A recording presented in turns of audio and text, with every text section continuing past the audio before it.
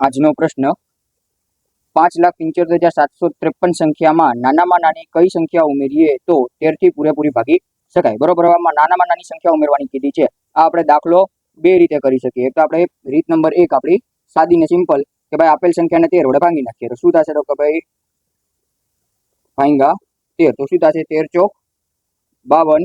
7 માંથી 2 જાય 5 વધશે, ઉપરથી 5 ઉતરશે. ફરી પાછા 13 ચોક 52. 5 માંથી 2 જાય તો 3 વધે, ઉપરથી કેટલા ઉતરશે? તો કે ભાઈ 7 ઉતરશે. 13 તેરી 39 થઈ જશે. તો આપણે 13 દુ 26 થી ભાગ ચલાવીશું. 7 માંથી 6 જાય 1 વધે, 3 માંથી 2 જાય 1 વધે, અને ફરી પાછા આપણે કેટલા ઉતરશું? તો કે ભાઈ 5 ઉતારશું, 105 થશે. બરોબર. એટલે 13 7 91, 13 8 104, 13 9 117. તો 13 8 104 થી ભાગ ચાલે. શું થશે? તો કે ભાઈ 15 માંથી 4 જાય તો 11. બરોબર. એવી રીતના પછી અંતિમ સંખ્યા આપણે ઉતારશું 3. તો કેટલા થશે? 113. તો ફરી પાછા 8 થી ચાલશે. તો કે ભાઈ 13 8 104. 13 માંથી 4 જાય તો કેટલા વધે?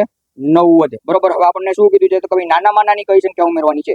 તો શેષ કેટલી વધી? તો કે ભાઈ આપણી શેષ વધી 3. બરોબર.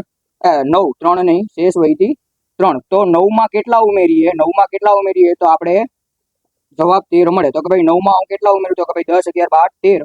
4 ઉમેરું તો મને જવાબ કેટલો મળશે? 13 મળશે. તો આપણો જવાબ કેટલો થશે? 4. તો મારો જવાબ આવશે 4, ઓપ્શન ડી. બરોબર. હવે બીજી રીત શું થશે? તો કે ભાઈ બીજી રીતમાં થોડુંક તમે વિચારશો ને તો તમને ખબર પડશે, પણ એના માટે તમને ચાવી યાદ રાખવી પડશે કે ભાઈ જો કોઈ સંખ્યા 2 અંકની બનેલી હોય અને તેનો પુનરાવર્તન 3 વખત થાય તો તે સંખ્યાને 7 અને 13 વડે નિશેષ ભાગી શકાય.